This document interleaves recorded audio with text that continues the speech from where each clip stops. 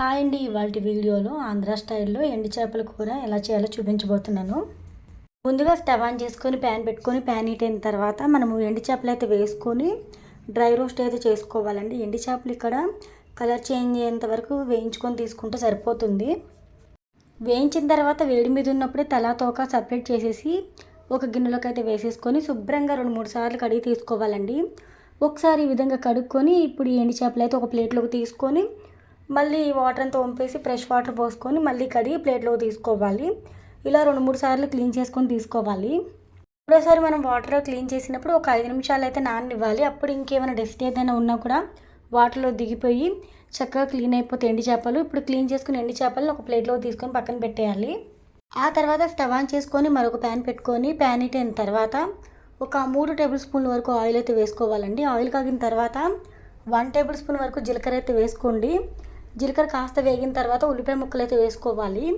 ఈ కర్రీకి 4 లేదా 5 ఉల్లిపాయలు తీసుకొని సన్న ముక్కలుగా కట్ చేసుకుని అయితే వేసుకోండి. ఉల్లిపాయలు కాస్త కలర్ చేంజ్ అయ్యేంత వరకు ఫ్రై చేసుకుంటే సరిపోతుంది. లైట్ గోల్డెన్ బ్రౌన్ కలర్ వచ్చేంత వరకు ఫ్రై చేసుకుంటే సరిపోతుందండి.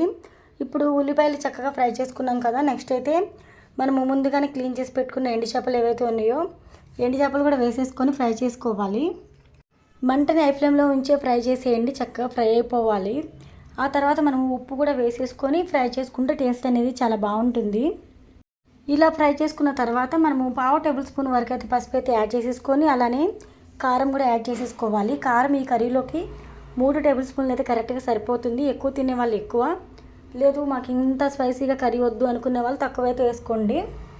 కారం వేసుకున్న తర్వాత 1/2 టేబుల్ స్పూన్ వరకు మసాలా పొడి అయితే వేసుకోవాలి. ఇందులో నేను ధనియాలు, యాలక్కాయలు, లవంగాలు మాత్రమే గ్రైండ్ చేసి తీసుకున్న మసాలా వాడుతున్నాను. ఇప్పుడు మనం వేసుకునే ఇంగ్రీడియంట్స్ అన్నీ కూడా ఎండు చేపలకు పట్టేలాగా చక్కగా కలుపుకుంటూ ఫ్రై అవ్వనివ్వాలి. ఈ ప్రాసెస్ చేసేటప్పుడు మంటని మీడియం ఫ్లేమ్లో అడ్జస్ట్ చేసుకొని ఫ్రై చేసేసేయండి.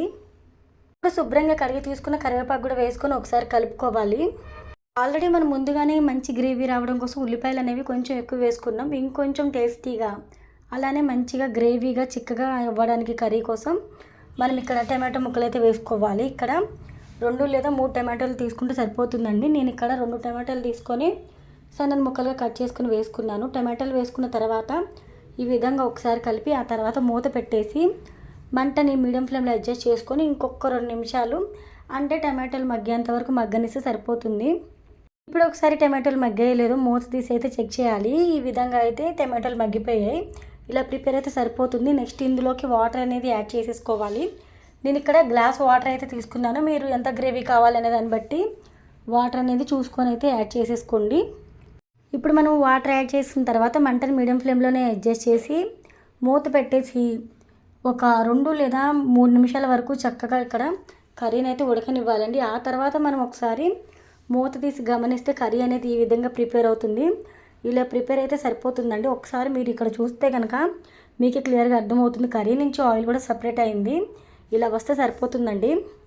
నాకు ఇక్కడ ఉప్పు కొంచెం తక్కువ వేసినట్టు అనిపించి కొంచెం ఉప్పు అనేది నేను వేసాను. మళ్ళీ మీకు కావాలనుకుంటే యాడ్ చేసుకోండి, అంటే మీరు ఉప్పు చూసుకొని యాడ్ చేసేసుకోండి. ఆ తర్వాత కొత్తిమీర అలానే పుదీనా కూడా వేసేసుకోవాలి. పుదీనా వేసి 1 నిమిషం తర్వాత స్టవ్ ఆఫ్ చేసేయండి. టేస్ట్ అనేది సూపర్గా ఉంటుంది. నేను చేసిన ఈ ఎండు చేపల కర్రీ ఎలా ఉందో కామెంట్ సెక్షన్లో కామెంట్ చేయండి.